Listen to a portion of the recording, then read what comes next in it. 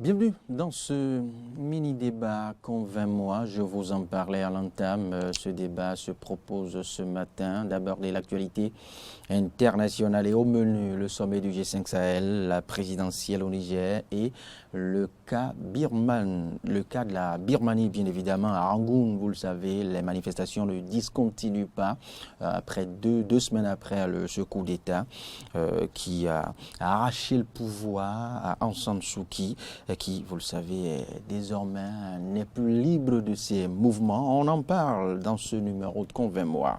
Et puis, abordons le tout premier sujet. Le sommet des chefs d'État du G5 Sahel, vous le savez, s'est ouvert ce lundi 15 février 2021, élargi à plusieurs autres pays de la région et à des partenaires comme l'Union européenne et les pays arabes. Le sommet se penche quelque peu sur l'avenir de l'instance dont la mission est d'éradiquer le terrorisme dans cette partie de l'Afrique. Et je l'ai précisé à l'entame de ce numéro de Matin d'Éden, ce sommet a reçu en invité en visioconférence le président français Emmanuel Macron. Et pourquoi? On le saura dans ce numéro de Convainc Moi, qui reçoit Morgane Metondi Assogba. Je vous l'ai dit, il est internationaliste. Morgane, bonjour. Bonjour. Et merci de votre disponibilité. Face à vous, Apollinaire Soumain, un bel habitué de cette tribune. Il est philosophe de formation, il est observateur de la vie politique. Bonjour, M. Soumain. Bonjour, M. Dao. Et merci d'être des nôtres. C'est moi. Morgane, je démarre par vous. Le sommet s'est ouvert, je l'ai dit hier, avec la présence physique des chefs d'État africains concernés et en invité, je dirais, en griffe spéciale, Emmanuel Macron, qui va suivre de loin, certes, mais rigoureusement les assises, les travaux de ce sommet qui tient sur 48 heures. Dites-nous quels sont les objectifs visés par ces chefs d'État à travers ce dernier sommet.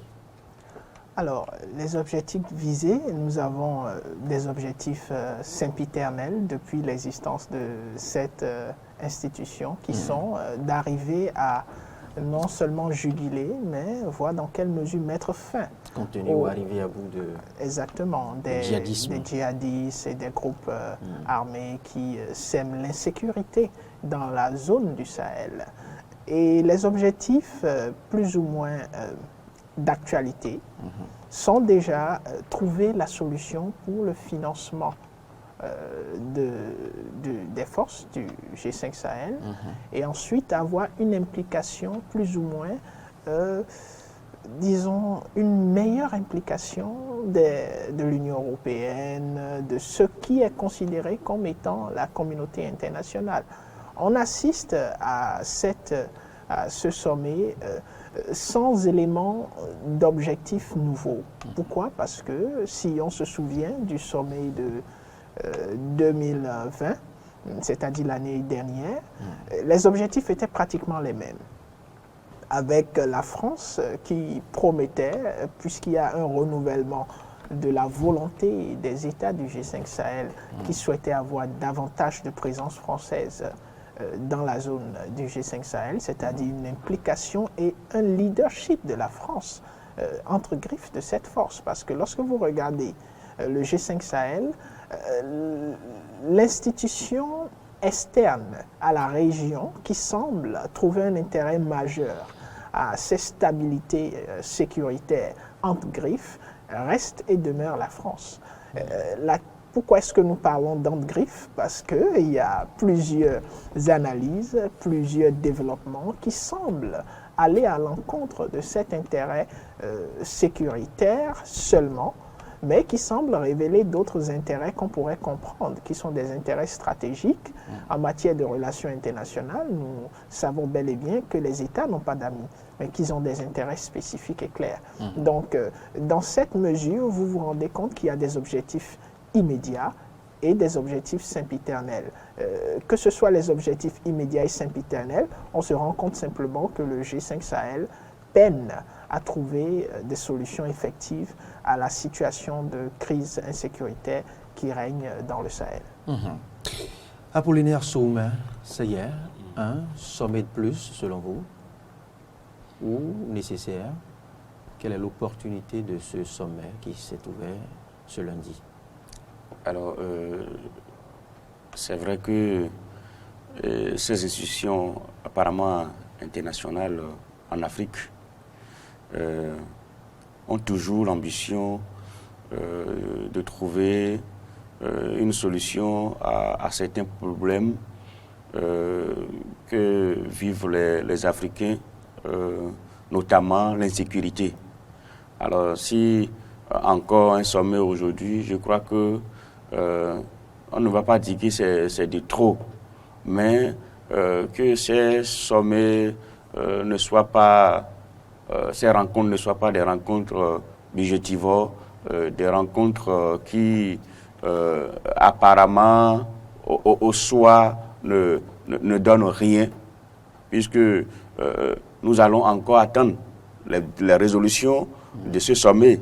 Si ces résolutions seront appliquées comme ça a été décidé, parce que il n'y a pas un jour où on ne va pas parler d'insécurité dans ces régions-là.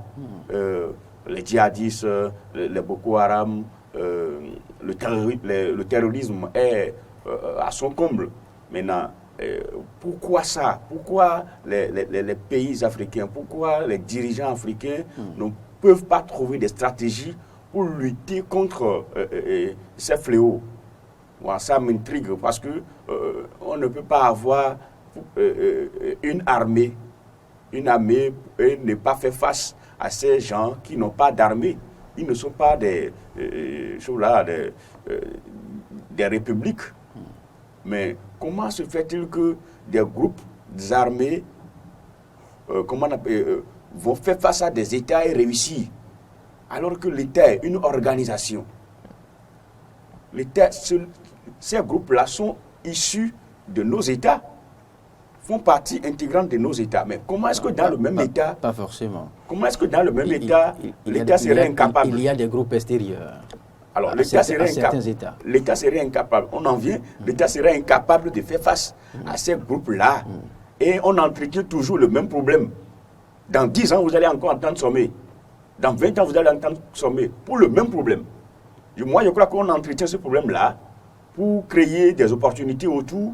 Je ne sais pas comment est-ce que nos États conçoivent... N'est-ce pas une lecture polémiste de M. Sow, mais... Non, ce n'est pas... Est-ce que... Votre lecture ne manque pas de pertinence à certains égards, mais... Moi, je pense qu'on ne peut pas... Mais à y voir, il y a de la stratégie pour entretenir encore il faut de la rigueur. Il faut de la rigueur aujourd'hui. Il faut de la rigueur aujourd'hui au niveau de nos dirigeants pour faire face à ces fléaux, pour permettre à nos citoyens de bien vivre là où ils sont. Qu'on le veuille ou non, un Béninois peut être dans ces régions du Sahel, un Togolais peut être dans ces régions du Sahel, un Ghanéen. Ça ne concerne pas seulement la zone du Sahel. Ça nous concerne tous. On ne va pas nourrir la polémique, mais Morgan Mettoundi à Sogba, on va quand même prendre la balle au bon. La balle au bon pour dire, c'est vrai qu'il y a une mince part de pertinence dans ce que vient de dire M. Sow. Comment sont-ils aussi organisés au point d'affronter les dispositifs de l'État? Quand on prend par exemple l'État de Borno dans la partie est du Nigeria, quand on prend ces États déchirés du Cameroun, quand on prend, pour ne plus citer, le Mali, déchiré, dévoré en partie par le djihadisme, comment s'organise-t-il? Qu'est-ce qui explique le phénomène? Le fait que ces groupes djihadistes arrivent à tenir tête, à affronter des États résolument bien constitués? C'est une question très intéressante et il y a beaucoup de chercheurs qui réfléchissent et qui ont des approches de solutions assez intéressantes aussi. Déjà, je vais vous faire comprendre que vous venez de faire une comparaison qui est pratique et qui révèle la qualité différente de ce qu'on est en train d'observer. Vous avez des groupes aujourd'hui qui sont capables de déstabiliser le système international et les États dans leur forme traditionnelle. Avant, les États étaient très prompts parce qu'ils pouvaient affronter, il y avait une armée qui affrontait une armée. Donc les guerres étaient faites de façon très simple. On connaissait l'individu et l'ennemi en face. Voilà. Mais ici, vous vous retrouvez avec ce que un certain expert, M. Badi, appelle les entrepreneurs de la violence. C'est-à-dire, c'est des gens qui vivent de la violence, ils en font une profession comme vous, vous êtes journaliste. Ils ont intérêt à Ils maintenir... entretiennent une entreprise de la violence. Exactement, parce qu'il y a du financement qui est en jeu. Il y a toujours, pour essayer de voir la pertinence de la polémique qui est en train d'être soulevée, il y a des gens, des groupes qui ne sont pas identifiés forcément, qui seraient en train de nourrir ce système. Parce que lorsque vous voyez les armées qui viennent, qui affrontent ces ennemis, qui semblent ne pas être visibles, ils révèlent le fait que ces personnes sont plus armées, avec des armes plus sophistiquées que ceux dont dispose l'armée. Donc la grosse question, c'est d'où viennent... Et je pense qu'il nous faudra faire ce débat. En effet. Il nous faudra prendre, d'où vient le financement? Il nous faudra prendre le risque. Parce que avant de fermer cette parenthèse et revenir à notre sommet, Morgane, quand on suit le déroulement, le mode de fonctionnement de ces différents groupes, que ce soit sur le continent et à l'international, quand on prend même l'EI, l'État islamique aussi, on voit que c'est un mode de fonctionnement à la manière d'un État normal, des véhicules neufs, eh bien, des armes de dernière génération. En effet. Mais qu'est-ce qu'il explique? Ont-ils des entreprises souterraines? Il y a certainement un financement. Et c'est ce qui rend difficile la question du G5 Sahel dans son efficacité. Parce que être efficace face aux groupes terroristes ne revient pas à aller sur le terrain forcément et à utiliser la méthode traditionnelle des États. Il s'agit de pouvoir identifier d'où viennent les financements et de commencer à couper ces financements. Ensuite, de mettre fin à la stratégie de recrutement de ces groupes. Parce que ces groupes, qu'est-ce qu'ils font comme recrutement? Ils recrutent dans les populations. Et la question, c'est de savoir pourquoi est-ce que la population semble être aussi ouverte à ces recrutements, parce qu'ils ne procèdent pas des groupes spontanés qui naissent d'un peu de nulle part, ou bien qui sont là, des personnes qui sont comme vous et moi, qui vivent en communauté, mais qui du jour au lendemain se transforment en groupe djihadiste. Exactement. Donc il y a cette question de la radicalisation que les États doivent essayer de régler. Pourquoi est-ce que les populations sont ouvertes à cette stratégie de radicalisation? Il y a des problèmes socio-économiques qui expliquent cela. Il y a la difficulté de l'État à être présente et à régler les problèmes des citoyens et l'opportunité pour les citoyens de pouvoir, d'une certaine façon, subvenir à leurs besoins, exprimer leur mécontentement par le biais et l'opportunité que semble leur offrir. Morgane, on ne va pas vider le sujet, on va y revenir, rassurez-vous, on va y revenir parce que c'est important de comprendre le mode de fonctionnement de ces groupes djihadistes. Revenons à notre sujet. Peut-on espérer des avancées de cet énième sommet du G5 Sahel? Sur le plan technique, on peut penser. Sur le plan technique, dans le sens du financement, parce que vous allez comprendre que le gros souci, entre griffes, que mettent à l'avant les pays du G5 Sahel qui sont sur le territoire, c'est le financement. C'est qu'ils n'ont pas de la logistique, c'est qu'ils n'ont pas les moyens de faire face à ces groupes armés. Et on peut espérer, parce qu'il y avait déjà des promesses.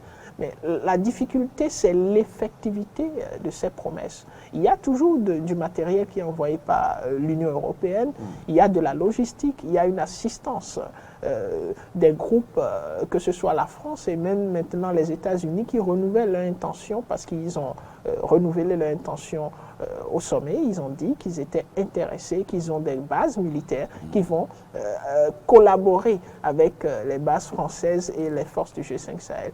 Donc on peut espérer une meilleure implication. Mais la question, c'est de savoir si cette implication sera efficace. Apollinaire Soumain, de quoi accouchera? On va supputer quelque peu, on n'est pas de l'autre côté du G5 Sahel. Et on n'est pas non plus en visioconférence comme Emmanuel Macron. On n'y a pas droit. Qu'est-ce qui devrait, selon vous, émaner de ce sommet? Alors, selon moi, ça doit être un engagement ferme de nos États à accroître la volonté de limiter les dégâts, de financer ou bien de créer des conditions. Tout à l'heure,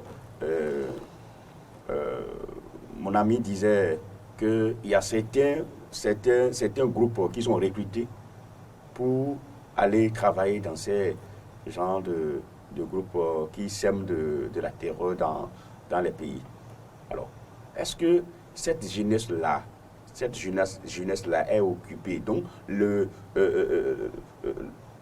G5, là, ce qui se fait maintenant, doit penser à ça aussi, à comment occuper la jeunesse africaine, à comment ne pas laisser errer cette jeunesse jusqu'à ce qu'on dit que celui qui ne fait rien a souvent tenté de mal faire. Est-ce que vous voyez? Alors, aujourd'hui, si la jeunesse, si vous êtes là, sous l'apparat et vous discutez, aujourd'hui c'est les réseaux sociaux, et on vous envoie des opportunités que vous ne maîtrisez pas. Alors, lorsque nous, au moins, là où vous êtes... Vous en appelez les États à occuper la jeunesse. À occuper la jeunesse. Oui. Pour ne pas s'investir... À éviter à la jeunesse l'oisiveté. L'oisiveté. Pour ne pas rentrer dans des groupes qui ne maîtrisent pas. Parce que vous rentrez dedans d'abord, peut-être ils rentrent dedans d'abord avant de savoir que ce qui est là, c'est pas... Alors qu'ils n'ont plus une porte de retour. C'est compliqué. Alors, aujourd'hui, ce qui se fait là-bas maintenant doit prendre des décisions de ce côté, comment occuper la jeunesse et comment couper ces financements. Alors, chercher même la base de ces financements. Les armes. Par quels moyens les armes viennent dans ces pays pour aller dans la main de ces terroristes. Est-ce que vous voyez? Donc, l'État est une organisation. Les circuits d'approvisionnement. Les circuits d'approvisionnement. Est-ce que l'État s'intéresse vraiment à comment découvrir ces moyens? Et c'est pour cela que tout à l'heure, j'ai essayé d'évoquer, est-ce que, parce que ça ne date pas d'aujourd'hui, est-ce que ce n'est pas encore aussi même un moyen pour le monde d'entretenir cette chose-là pour qu'à chaque fois on se retrouve et discuter? Non, nous n'allons pas toujours faire ça. Il faut maintenant, aujourd'hui, à l'heure que nous parlons, ils doivent prendre des décisions vraiment qui pourront nous permettre de sortir d'affaires, de ne plus revenir sur certains aspects de ce qui se passe dans ces zones-là. Peut-être qu'aujourd'hui, on parle de ces zones, on pourra parler d'autres zones après, mais si on limite ça à ces zones-là aujourd'hui, je crois que demain sera bon pour nous tous. Morgan Métandier-Assogua, dites-moi selon vous, quelle est la portée de la participation du chef de l'État français, soit-il à distance?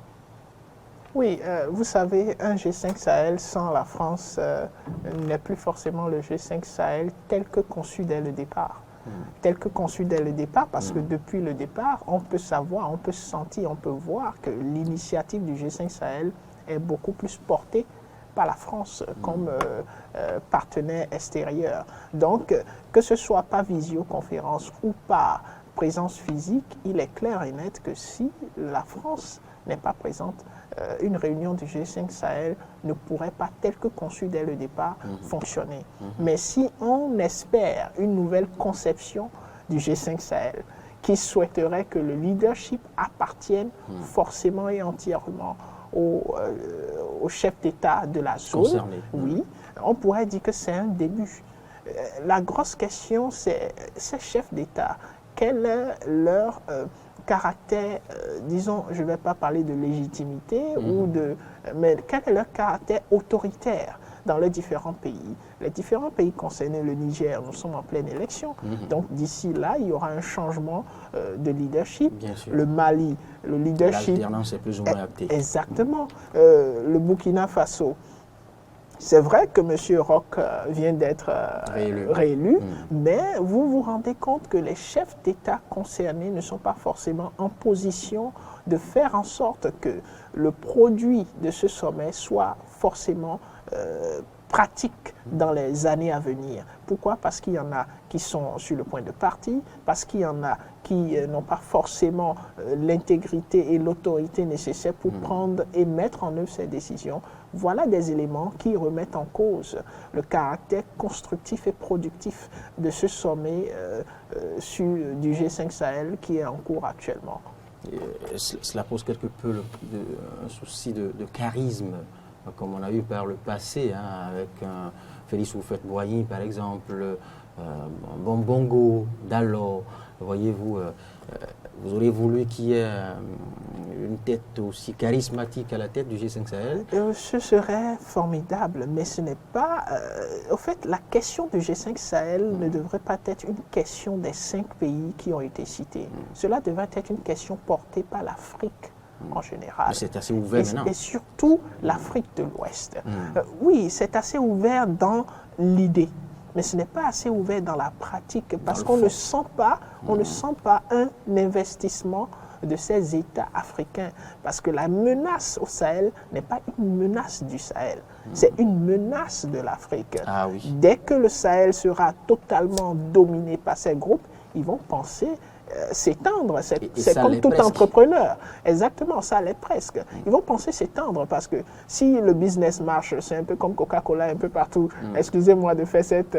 oui, si Coca-Cola marche aux États-Unis et qu'on peut avoir des succursales un peu partout dans le monde, on y va. Donc, lorsque nous regardons ce qui se passe au Sahel comme une entreprise et qu'il faille mettre fin tôt, il est nécessaire que tous les pays africains s'impliquent et s'investissent dans la stratégie mise en place par le G5 Sahel et que le leadership soit forcément celui de la zone et de l'Afrique pleinement. Mais à quoi devrons-nous nous attendre maintenant, tel que c'est, Apollinaire Sow? Ce qui m'étonne, c'est... Je me demande pourquoi même la France. Ah bon? Pourquoi la France? La France nous a laissé il y a longtemps. Et si aujourd'hui, on doit encore s'organiser par rapport... Vous le pensez vraiment ou vous l'avez lu? Par rapport à nous... Vous le dites parce que vous êtes sur un plateau de télévision. Par rapport à un problème, non, par rapport à un problème africain, et on se plaint de l'absence du président français, je crois que nous devons commencer par nous prendre en charge. Commencer par nous prendre en charge, c'est commencer par faire des choses sans eux. Ils peuvent être au courant de nos prises de décision. Est-ce que vous voyez?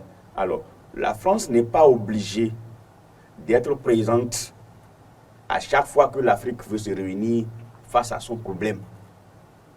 Alors, je vois... Vous pensez là que c'est le problème de l'Afrique? C'est le problème. Vous avez suivi l'actualité à l'international ces dernières semaines, ces dernières années? C'est ce que je dis. Vous avez suivi combien de fois la France même a été frappée? Et c'est ce que je dis.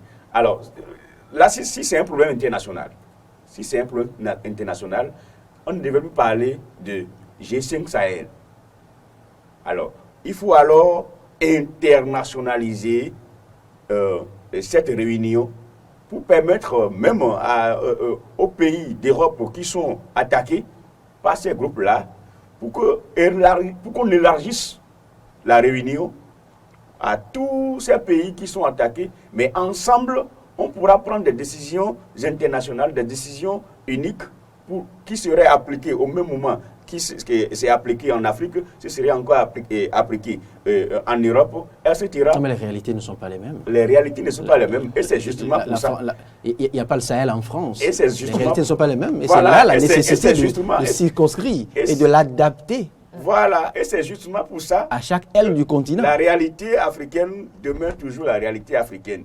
Les Africains doivent commencer par penser que même si la France n'est pas là, et si la France n'existait pas, je voulais finir en disant en parlant de Nietzsche, qui dit quoi? Que Dieu est mort. Maintenant, il faut que le surhomme vive. Le surhomme, c'est quoi?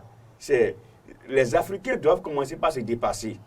C'est-à-dire, si tu attends un Dieu, que c'est ton Dieu qui va te faire ou bien qui va te permettre de faire ça.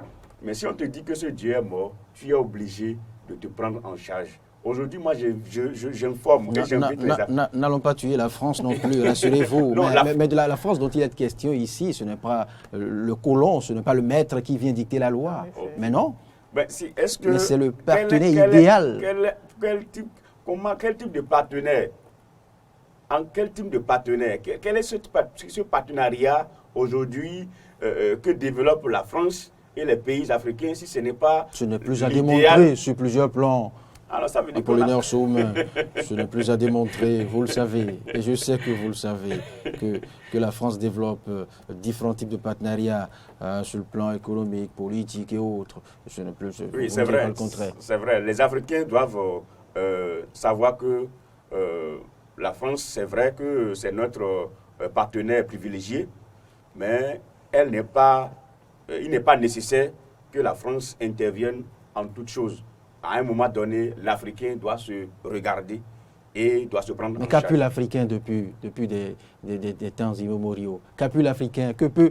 Qu'est-ce que l'Africain dont vous parlez a pu face au djihadisme depuis quelques années où le Sahel a été plus ou moins entièrement ravagé par le djihadisme? Et c'est de ça que nous parlons. C'est parce que nous refusons, l'Africain refuse de se prendre en charge parce qu'il voit un partenaire, un père, une mère qui est toujours là pour lui, un Dieu qui est toujours là pour lui. Non. Au moins la France va intervenir. Non.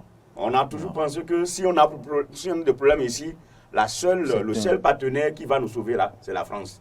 Le dire ainsi, c'est un affront, c'est très peu amélioratif vis-à- -vis de l'effort, ou des efforts que fournissent les pays africains. Nous allons... Il reste à faire, certes, mais l'Afrique peut faire beaucoup de choses. Mais de nos jours, à cultiver encore l'autarcie en 2021, nous n'y sommes plus. Ça, c'est à l'ère Moutuito, c'est ce dont vous parlez. Ça ne sera pas de l'autarcie. Ça ne sera pas de l'autarcie. Nos aînés comme Kwame Nkrumah et autour ont développé des stratégies pour montrer que l'Africain peut quelque chose sans la patrie mère. Est-ce que vous voyez? Maintenant, il faudrait aussi que si vous avez un enfant, que l'enfant grandit, laissez l'enfant à lui-même une fois pour voir comment l'enfant va se développer. Mais la France, vous voulez me dire que c'est la France qui dirige l'Afrique encore? Mais non, si vous l'avez suivi l'actualité, parlant du djihadisme, pour conclure sur ce volet rapidement, si vous avez suivi l'actualité, comme je l'ai évoqué, au Cameroun, c'est les filles, les ravages, les barbaries. À tout moment. Alors, et que l'État camerounais n'a pu rien faire jusque-là pour contenir. Si vous avez suivi l'État de Borno, si vous avez suivi les autres villages aux encablures de l'État de Borno au Nigeria, si l'État nigérian, malgré les ressources minières, malgré le gigantisme de cette nation, n'a pu contenir Boko Haram, n'a pu contenir Abou Shekau. Et c'est pour ça, il faut chercher le nœud. Vous ne nous direz pas en 2021 qu'il faille se fermer à l'aide internationale, à l'expertise des internationaux. Ben non. Mais depuis toujours, cette France existait. Mais le problème demeure. Depuis toujours, la France existe. Le problème s'il n'y avait pas la force Barkhane, s'il n'y avait pas l'expertise internationale en Centrafrique et autres. Ce que je dis, nous n'allons pas limiter. Nous n'allons pas limiter ça à la France. La France doit nous aider. Mais nous aussi, nous allons faire quoi? On va conclure. Je suis pour le fait que l'Afrique se prenne en charge, mais pas se fermer à l'expertise internationale, pas verrouiller cette synergie à l'international. Il faut que la France nous aide à dénouer, à avoir l'origine du problème et finir avec. Merci. Merci à Apollinaire Saumain. Merci aux panafricains. Morgane, pour finir. Oui, pour finir, ce que je dirais, c'est que la question sécuritaire dans le Sahel est une question très, très capitale pour toute l'Afrique. Et il serait temps que les États africains prennent cela à cœur, parce que lorsqu'il n'y a pas de sécurité, il n'y a pas de développement. Le développement a besoin d'un système de paix et de sécurité pour prendre un essor. Sans paix et sécurité, il n'y a pas d'investissement de partenaires, il n'y a pas d'initiative des populations et il n'y a pas autorité et intégrité territoriale des institutions étatiques. Et dans le cas du Sahel, malgré la pertinence du G5 Sahel tel qu'il est conçu actuellement, il lui manque quelque chose de capital et il est temps que ces pays, ces États changent de stratégie. Que l'investissement ne se limite pas au matériel logistique, aux armes, aux différents, disons, instruments nécessaires pour financer l'armée sur le terrain, parce que ce n'est pas un combat forcément des armées, mais plutôt une stratégie de développement et social qu'il faut mettre en œuvre. Merci, chers invités. Merci Apollinaire Saumain, le panafricain qui s'oppose à toute aide extérieure, qui pense que l'Afrique peut désormais affronter efficacement et valablement la barbarie djihadiste dans le Sahel et ailleurs, ce que je ne partage d'ailleurs pas et il le sait. Merci, bonne journée.